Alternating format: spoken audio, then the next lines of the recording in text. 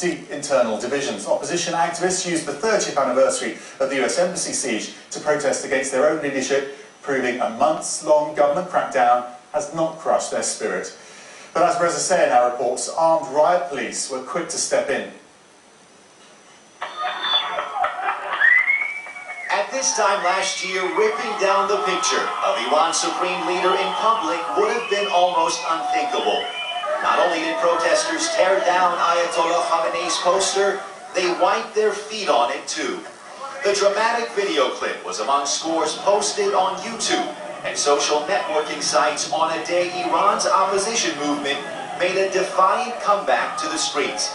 Outside the former U.S. Embassy building in Tehran, the Iranian government held its annual anti-American rally.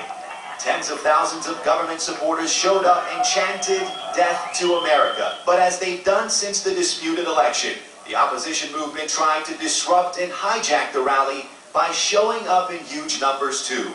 Just a few blocks away from the pro-government rally, opposition supporters chanted, "Death to the dictator." Others called on U.S. President Barack Obama for support. "Obama," they chanted, "you are either with us or with them." In Washington, Mr. Obama said the U.S. wants to move beyond the past, seeking a relationship based on mutual interests and mutual respect. Iran must choose, the president said. "We have heard for 30 years what the Iranian government is against. The question now is what kind of future it is for." Video clips showed opposition rallies in the cities of Mashhad, Tabriz, and Shiraz as well. Government critic Mehdi Karoubi tried to make his way to the rally in Tehran, but according to reformist websites, riot police chased him and his bodyguards away with tear gas. Security forces showed little mercy. Not even defenseless women were safe from the baton-swinging members of the Basij, Iran's pro-government militia. The violent crackdown eventually dispersed the crowds, but Iranian historian Hamid Dabashi says Iran's opposition movement is far from over. The stamina and the duration of it is quite extraordinary, and what we are witnessing on every occasion, on every anniversary that usually the government uses it for its own propaganda purposes, the opposition moves in, and the link that exists between a very young population and very seasoned leadership of people like Mir Hossein Mousavi and Karoubi will sustain the course of the developments. According to reformist websites, opposition leader Mir Hossein Mousavi tried to attend Wednesday's rallies as well, but security forces blocked his car from leaving his office. In a little more than a month, the government has scheduled another public rally on Iran's annual Students' Day. Opposition supporters say they plan to crash that event as well. Reza Aslan, CNN, Islamabad. Well, the embassy storming was a turning point in US-Iranian relations. It came soon after the US-backed Shah was unseated by the Islamic Revolution and symbolized public anger at Washington's long-time support of the leader many Iranians considered a corrupt Western puppet. 53 Americans were seized at the embassy, held for 444 days. Our Christian Amanpour talked with an organizer of the takeover as well as a former hostage. We were not radical students, we were revolutionary students, in the sense that we were defending our country, our people, our nation. But once the Shah was expelled from the country, no country accepted him because the world public opinion could not accept the behavior of a dictator. That meant that they recognized the Iranian Revolution. However, step by step, the Shah brought himself closer to the United States, and once he entered America, we felt threatened. We certainly didn't expect it to last that long.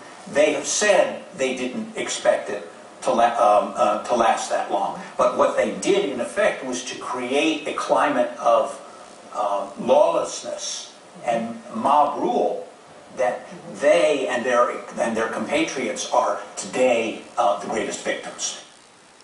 Fascinating debate on that show. Well, how has Iran changed since the revolution then? Economically, the gross domestic product has gone from 76 billion in 79 to more than 840 billion last year. Personal income has gone from roughly $2,000 then to $7,000 per year now. Illiteracy has increased from 50% in 1979 to around 80% today. And in 1979, the revolutionary generation outnumbered their elders. Today it's much the same. More than 2/3 of the population is still under the age of 25. Now, US President Barack Obama says the embassy siege crippled bilateral relations, setting Iran and the US on a path of suspicion and confrontation. But he says it's now time to leave that past behind. Let's get some perspective from Reza Aslan. He's one of our big thinkers. He's on the story tonight. Reza, I just want to bring you a quote there from another Reza's package earlier on. A quote from there: Obama, you're either with them or with us. That's what the protesters were saying. What do they mean by that? Well, from the very beginning of these protests, there were a number of, particularly the younger people within the demonstration, who wanted a more robust response from the Obama administration against Iran. But for the most part, I have to tell you that that's a real minority within the Iranians still. Most Iranians, particularly the leaders of the reform movement, recognize that too robust a response from the Obama administration would seem too much like foreign meddling and would only hurt the demonstrators and their hopes. But as you can imagine, after a few months of this, you could see why some demonstrators are feeling perhaps a little bit desperate for something a little bit more than just words from the Obama administration. We're seeing there some images from the demonstrations. It's a tough one, this, isn't it? Because a lot of the demonstrators are very young, as we've pointed out, and they care deeply about this. They may sort of shoot from the hip with some of their comments. So this is what the leaders, the very experienced politicians who are leading all of this, have to keep a lid on.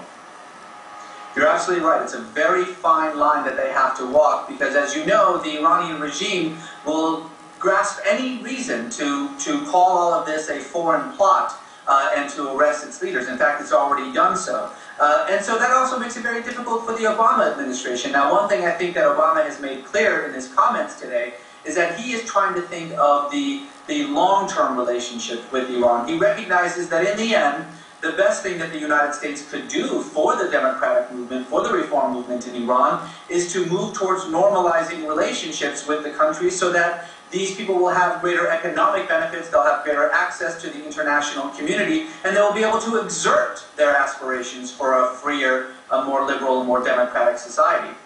We were seeing these demonstrations today. They've got a lot of play in the media, of course. Does that show that they are re-energized, they've been given a bit of a boost recently, they're more confident, or is it just that we haven't been covering it as much?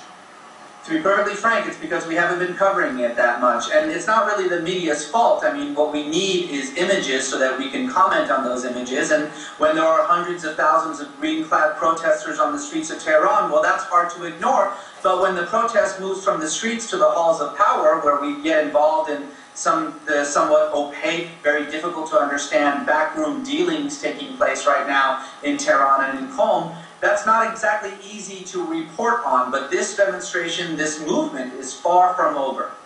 Okay, Reza Aslan, thank you so much indeed for that.